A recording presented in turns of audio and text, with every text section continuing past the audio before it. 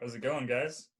Good. Are you guys getting tired of watching offensive videos this early in the morning? Not that offensive. I mean, the topic's going to be offensive no matter what. That's kind of the point. If I don't give you guys topics like that, then it's just a waste of your time. A lot of people try to play it safe. Did you see how difficult it was for anyone, any of the other students, to actually go to the places that I was trying to get them to go? Excuse me. Or hesitate. Yeah, no one even wants to go there because they're so afraid to even put out ideas that aren't even, something that they believe, just something that might have came to their mind.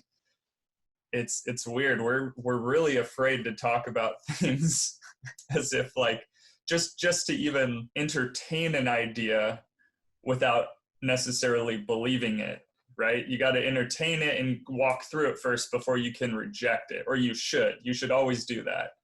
So as I was going back through that, and I had multiple classes that I was looking at, I had a bunch of other footage that I wanted to put in there. I ended up running out of time, so I had to cut it short, which is better for you guys because then less to watch. I'm sure you got the point. You guys got any ideas about that? Hey, Professor. You watched that video? Yes, I actually just finished it right now.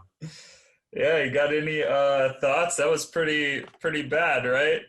Yeah, I know. And the whole thing, what mostly interested me was how the doctors choose the sex for intersex children, and how it can cause basically misery in their life. And that's what I chose to write about in my reading response.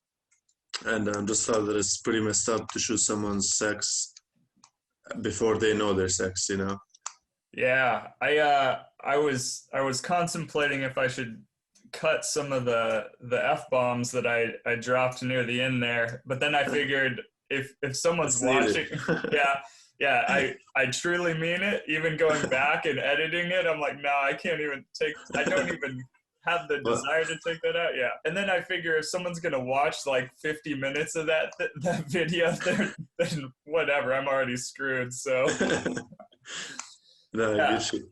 Yeah, no, can you believe that we did that stuff? Like us, America, and our doctors, people who are highly educated. Yeah, it's horrible. Yeah, especially about the experiment Dr. Money did with the two twins. Yeah. I found that to be pretty messed up the most, where he thought he can just make a girl happen. Yeah, we really think way too low of women, I think. Yeah, it's messed up, really. Yeah, we're like, yeah, a guy could do it. A guy could be a woman. It's like... It doesn't work that way. No. Yeah, what did they do about ovaries and periods and stuff? Yeah. It's probably when they figured they better break the news to them, where it's like, you're not going to get a period, by the way. You're just we did this to you. It's really messed up. And the fact that he based his entire approval of this off of just that one situation with the one kid that they switched, and then that people bought into it, doctors bought into it. That was so unbelievable. So one thing about that is, obviously, at any point, whether it's for this essay or essay 4, you're not going to write an essay on if that was right or wrong. So once we get to value, you're not going to write an essay on if that was right or wrong, because there's no one that would say that is right anymore. You won't have anyone on the other side of that argument. And if you do, those people you don't want to talk to those people because they are crazy. It's just insane. It's disturbing that people were on board with it and just following suit, and parents were like, yeah, that sounds good to us. Or I'm sure that's not how it worked out, but they still went for it. Yeah. Like how many years of raising this child, trying to keeping that, it's not like Santa Claus, Like you see as they're growing up with that other experiment where there was the 16 boys with the botched circumcisions, and the first third of them are just tripping out as kids. I mean, they only switched them back because they couldn't even handle it, right? It was something so disturbing that they couldn't handle it, but that doesn't mean there weren't signs like that for all the other kids. And so can you imagine for those first ones, and then the parents thinking about Dr. Money going ahead, and I don't know how in the loop they were about it, but you'd want to think he'd be, trying to reassure them through the years that like they did the right thing. Freaking crazy. It was insane to read about it and know about it. Yeah, I didn't know about it either before. Yeah, me too. How did this happen? How was this actually the normal practice? Like, it's crazy, really. I couldn't believe it myself either, how they can just like determine it by the length, where they had that, what is that thing called, where the if it's over, fallometer. the fallometer, yeah, where it's just if it's that long then it's a boy, if it's this long it's a girl. Like, it's kind of really kind of ignorant of how they did it. Yeah, they made that thing like a refrigerator magnet too. Yeah, exactly. Just doctors are like, yeah, okay, let's just apply the tool. Yeah, freaking barbaric. Yeah, barbaric. absolutely. So you think that's not even that long ago too. Okay, so we've practiced genocide in our country with Native American women. They were giving them hysterectomies instead of pap smears when they'd go in for a checkup. Well, they were probably giving them the pap also, but they were giving them hysterectomies pretty much like doctors were doing this, trying to, what other reason to do that without telling them, without them needing it? The only reason to do that is you were trying to wipe out a people. So we did that in the 70s. That is not that long ago. And then we've got this happening even more recently. Mm-hmm. And it's to think that we've come so far. It's also like a check on maybe we should be questioning more than we do, even the things that we're doing right now. Because in 10 more years, you might look back at it the same as we look at this now. Yeah. One thing that I didn't put in that video was, like, what are the side effects of what we're doing now for transition? I know a lot of people, actually, that are in the process of transitioning. And as far as anything pharmaceutical, like if there's a lifelong pharmaceutical that you're taking, like that could just be like antidepressant or even an antacid. I know people that take antacids like every day. Anything like that you're adding to your body chemistry on a level where it's continuous basis. Yeah. And especially when it starts messing with your hormones intentionally, going against your actual DNA, which is in the fiber of your being, right? You cannot help that. And you're trying to push your body further in the other direction. What are the side effects of those things? Because if you look at it, there's some hardcore effects. Like naturally, I would think that, like it's against nature, and anything against nature is gonna backfire somehow. Right. And so when you handle the conversation, so we're talking about facts right now, but at the point where you could take this to value, you could make an argument for it being bad for you and still not trying to say that people shouldn't do it. Or, because it's still up to each person's choice. And you should also be able to bifurcate, to be able to like separate the idea of if it's right or wrong for them. Like there's a difference, right? You don't want to look down on someone for choices that they make when it's their choice, it's their body, it's their life. But then there's also the factor of what is the cost of this choice? Could you, if you feel like something on the inside and it's all about what you feel like on the inside, why does it matter so much to change your outside when the cost of changing your outside might be cutting your life down by like a third? Because we don't know. Like it might just take 20 years off your life. Is that worth it? If it's about that outward ideal of beauty that you find beautiful and you want to put that on yourself, we've had people dressing in drag for so long now. Why not just dress in drag? Why not just stuff your bra, be a drag queen? Because you could still be healthy that way. But I don't think, even if you can pull off the look because you've been doing it since you were 12, and so you've hindered all the development, even if you've been able to hinder all that stuff, just because you can pull off the look, it does not mean that you're a healthy human being and that your life expectancy is going to be normal. Mm-hmm. And yet we're going through with it. We're expediting the process, even though we have no idea what the consequences are. This generation that is doing this, they're guinea pigs. This is a guinea pig generation where we are just testing crap out on them. They're paying for it. I agree, absolutely. Yeah, so I mean, remember, that's not saying it is wrong for them to do. Yeah. That's it's not the saying, consequence that what they're doing is going to do to them. right. If you have a loved one and they're going through with it and they feel very strongly about it and they're young, like when you're young, you feel very strongly about a lot of things. And so you should not be reprimanded. I would say this, you should not be reprimanded for trying to push against someone's ideas. This is not talking about insulting them. There's no reason to insult someone, but if you love them and you want to make sure that their decision is the right decision because it is going to affect their life dramatically, you want to make sure that they're making the right decision. Like, I don't know if you've noticed, but opposing viewpoints in this class are incredibly important. Why would you go to a trans camp where everyone is just affirming how you feel?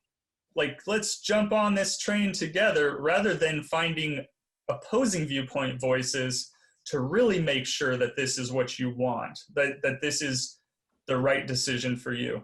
Because I see a lot of, if you question it, then you're being unloving. And then that's weird. How's that in loving? Insulting someone and not respecting their choice could be considered unloving, but you should probably be able to test or be a sounding board for them and try and work out the ideas with them rather than them hiding in a community and feeling like those people are the ones that love them when those people are just trying to get other people to agree with their...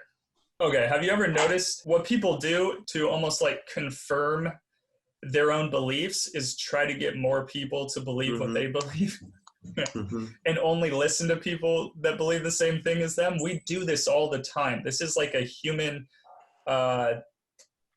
I wouldn't say condition, but it is a evidence of our human condition. There's another thing you could write on, an echo chamber. Do you guys know what an echo chamber is yet? I feel like I brought it up a couple times. An echo chamber is when, let's say, you only hear the same thing that you already believe. You're hearing nothing but the same thing that you already want to hear. So let's say on social media, when you only have friends and you only see things in your feed that agree with the things that you already believe, you have an echo chamber. You're not hearing opposing viewpoints. You're not hearing things that push back against what you believe. That's dangerous, because how are you going to get different views, different perspectives? It doesn't mean you have to believe them. It just means you need to wrestle with them.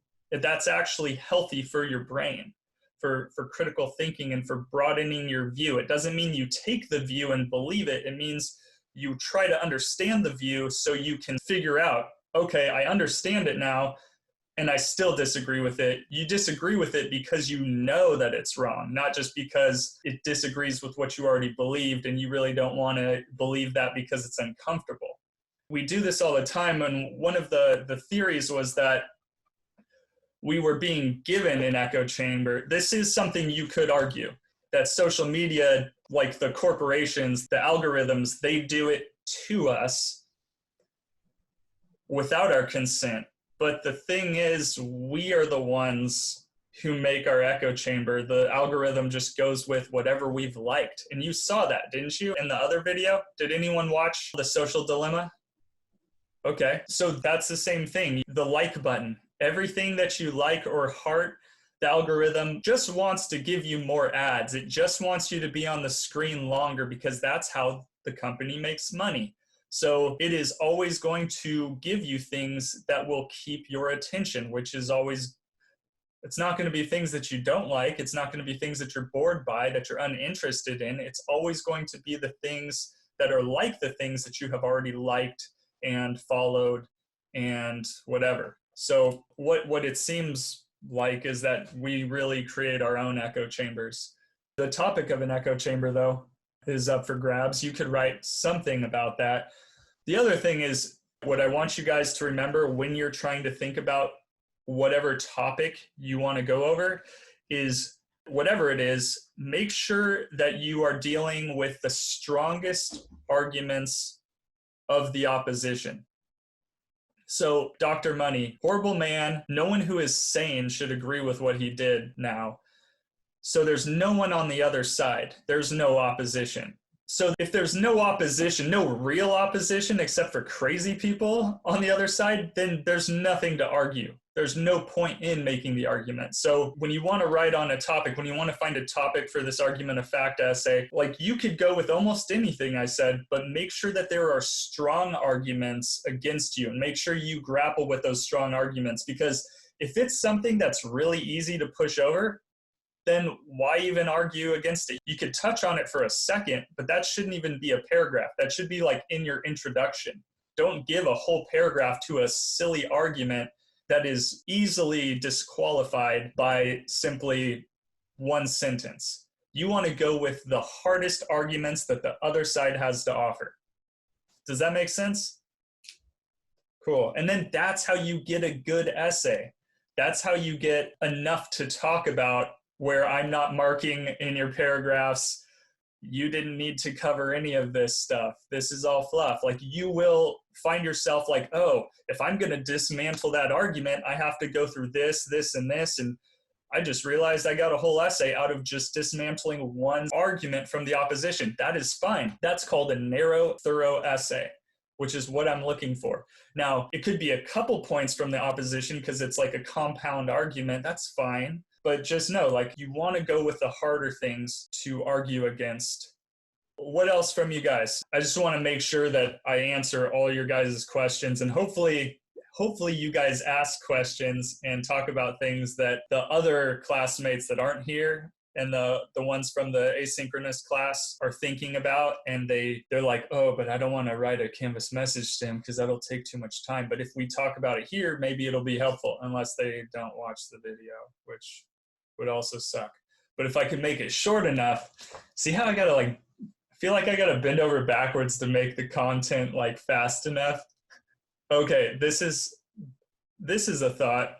Entertainment and dopamine, and like what gets us to the dopamine, is so fast now. It's so easy that if it doesn't give that stuff to us, like, I think I've already said this, and it's along the same lines as the social media thing, but if something won't keep our interest so I noticed my niece, without trying to talk trash, but I noticed if we're watching like just a movie or a TV show that's like 42 minutes or something like that, if we're watching something like that together and there's any kind of lull, any kind of like thing that's not holding the immediate attention that a car chase or something dynamic would be doing, she'll just pick up her phone and she'll just start. And it's not just her. I notice it with like almost just all around me. I like to people watch. So I told you guys about like the vaqueros riding their horses, and even them, they're just sitting there, they're riding a horse. Like, I don't know how much more excitement there is in life when you're like riding a horse in a riverbed and you've got like a lasso and stuff. There's tons of exciting things in life. I'm just saying that's something that should be able to keep your interest. And sure enough, they'll be sitting there on their horses,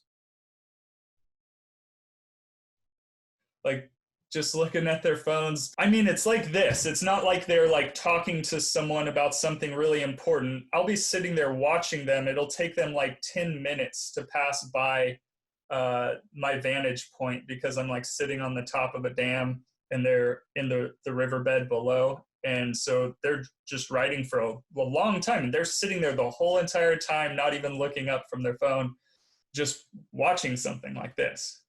Not like this or anything. It's crazy. The possibility that we have come to the point where we refuse to even engage with things because we can get anything we want with just like half a swipe of our finger across our screen. Like we don't even have to like bring our finger across our screen fully in order to get what we want now. And so like in that documentary, which we were watching with our niece, there's things talking about like relationships and all these things that, you know, Gen Z, you Zoomers, are, you guys might not necessarily be your generation, but the general populace that is your age, their personal relationships and things that they do or want to do in life have gone down, like statistically. And it's weird. It's almost like they could be content in life so long as they have a place where they can sit on their phone without having their attention taken away from it. So I'm curious to know how this next generation lives when they're in their 30s and they maybe, do they live in a van? They do have internet. They do have a way to charge their phone and to stay on their phone at all times. Are they just going to be like living in a van and just like totally content being like this? Like, I don't know. This is what happens when I ask you guys a question and you don't respond. I just ramble for a little while longer. Let's not do that. Okay. What else? Is there anything on those topics, or should we just move on to talk about annotated bibliography, the CRAAP test group assignment, if you guys have any questions about it? Like on the collaboration ones, just to send a request for me. I don't know. Are we supposed to be able to see what the other people posted already or no? You should be able to see the document. So if it still says it's locked, you need to request it. For some reason, when I first sent those out, people were able to jump on there right away. But if you have maybe a different Google account, because there were a couple people that actually had to send requests. So yeah, just send a request to be able to edit, and then I will check that email. So if you send that request, I'll make it so that you're approved. But that is important, yeah, so that you can actually get in the document and start doing the work, because I think that'll be due next Saturday. Thank you. Yeah, thanks for asking that too. So I have a question about the CRAAP test. Mm-hmm. Well, I don't know if every group is like that, but mine is of 5 people. We have to find on part 1. We have to write on 5 articles. However, in my group, we even made a group chat, but only 3 people are responding. The other 2 haven't communicated with any of us. So in that case, do we just continue without them, or? Yeah, just know that, so you find 5 articles that work, but you will only have to explain 1 per person. I'm holding up 2 fingers. You only have to explain 1 per person. So you guys get to choose between yourselves out of the 5, which if there's 3 of you who are doing it, that means you're only explaining 3 of them. So work together to find the 5, but then I'll see, right? Oh, these other 2 people didn't do anything. And there's other groups that only have 4 people or 3 people, maybe. Okay. So you're only responsible for explaining 1. You explain what's wrong with that the one thing on the CRAAP test that it fails, and then you provide an acceptable alternative resource on the same information, though it doesn't have to agree. Yeah, so does that make sense? You guys are only responsible for the 1 in that section, and then similarly in part 2, you guys can help each other find sources. Like let's say one group member finds 3 articles that have bias, but they can't find 1 that has manipulated data. But another group mate finds 2 that have manipulated data. Well, then you can just swap, right? You can just leave them up there and then pick freely from that list. So it's all about collaborating to do the research. And then you're responsible for just explaining 1 manipulated data article, like what's going on there, and then 1 bias article, what's going on there. And then you guys check each other's work, make sure that it sounds good and that you've said all you need to about it. So that's how it works out as a group project. But if there's someone who's not pulling their weight, I'm going to see it in there, because they're not going to have their whole exercise. And then at the end, if they didn't check your work for you, that's on them. I'll see like, well, these 2 people responded to the person's first draft of what they were going to say about that. So it should all work out. You shouldn't do more than just the one for each part. That was a great question. Thanks, Jose. Thank you. Yeah. What else? Any other questions about the CRAAP test group assignment? So if there's already like people that did the work there, does it have to be the same like topic, like what they have? Does it have to like go with theirs? That's another great question. So if they've already posted a bunch of possible articles or something and they're on their topic, if let's say, because I already told you guys, you can utilize this stuff for your own thing, right? If you want to use this as part of your research, which I'm encouraging you guys to do, then you can choose not to use an article that they've offered because you want to find one that fits your topic. That way you can maybe use one that doesn't pass the CRAAP test for something you're arguing against in your essay, as well as being able to show one that does work, which is part of part one. So at that same time, you're able to build content for your own essay. So yeah, you'd probably want to try and make whatever you're looking for on the topic that you're trying to write about. You don't have to do that, but you can. So it doesn't have to be whatever someone else has agreed on. There's no agreeing on the topic. It just has to do with what the articles are doing in reference to the CRAAP test. Annotated bibliographies. So have you guys ever done them? Raise your hand if you've done one before. No? But you're in 1C. You never did this did you guys take 1A? And your teacher never had you do one? Can you remind me? Maybe I've done and I forgot what it is. Yeah. All right. Okay, so you will find this. I should show you where to find it first.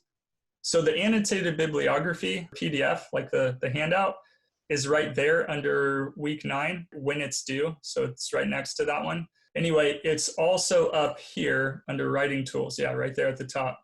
But for your convenience, I also put it down here on week 9. So you can click on that. I would encourage you to download it and print it out because it is really annoying flipping back and forth between things while you're already doing things on your screen. 2 sides, so just double side print it. And so let's look at it right here. That's the first page. That's the second page. What I would suggest doing is you read the second page first, and it'll tell you the benefits of doing it, why you're doing it, how it can be useful for you, because this isn't about me convincing you to do it.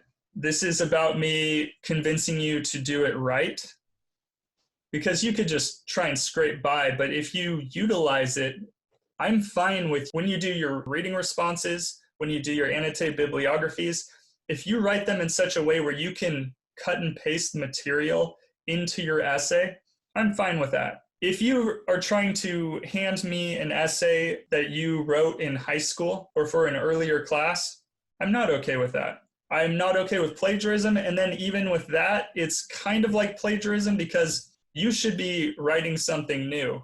Whatever you wrote in your last class is definitely not good enough, especially what you wrote in high school is not good enough here. It could be on the same topic, but you'll notice that you're going to write it way better than you did back then. So just start over. But if you wrote it for this class, I'm not going to be like, oh, they're plagiarizing something they wrote in this class. No, you should be using those assignments to help you. If you wrote your reading responses in a way where you could cut and paste that stuff into your essay, I am cool with that. It means you're probably going to write your reading responses a lot better because you're thinking, I might be able to use this. So you're paying closer attention to it. Likewise with your annotated bibliography entries. If you do them right, I mean, you're introducing the source, you're saying the credibility of the source, then you're evaluating its claims. That's all stuff that you're going to be doing in your body paragraphs. So it might not be as simple as just cutting and pasting the entire entry, but it might be something where you could slightly modify different sections of it or cut and paste a couple sentences here, or, I mean, depending on how well you write it. So kind of a cool thing. You want to work smart.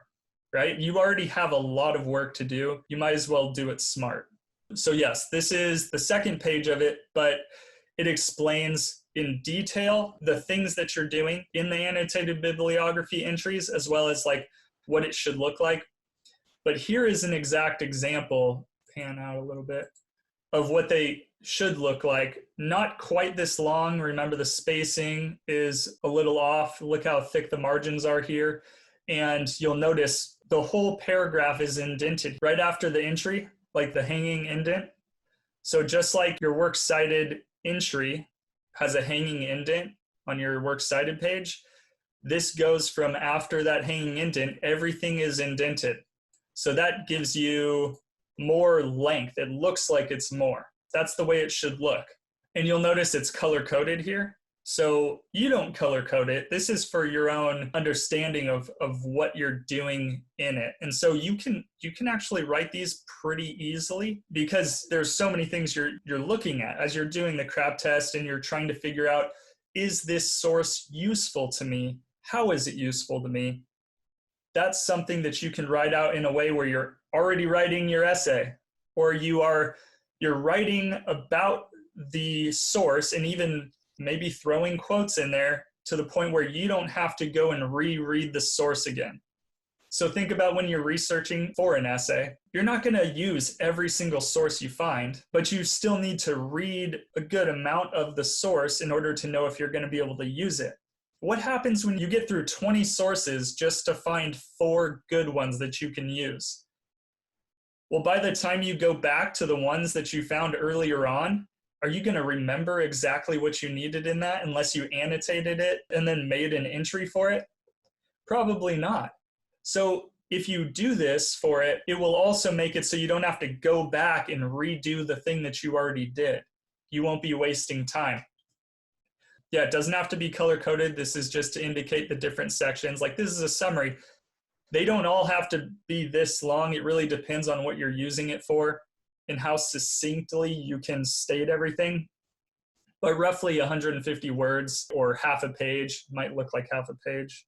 It doesn't say on the document, but you need to have 4. It does say this in the assignment. Like when you click on the assignment to submit it, it'll say in the top, make sure you have 4 sources. It doesn't say it on the handout because I use that for different classes. So in my 1A class, I might only ask them to give me 3 sources. So make sure it's for sources that are going to be your support. Those are what we are counting as your sources. Don't count for sources for your essay, the ones that you're arguing against, because those aren't support for you. Those are what's feeding your argument, but they're not the thing that you're using to support your argument.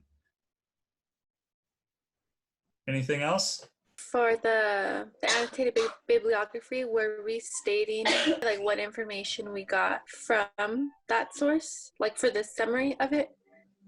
Yeah, what is pertinent for, so you might have like one sentence that summarizes just generally what that article is about, but then the majority of what you're saying is what is in there that is useful for what you're talking about.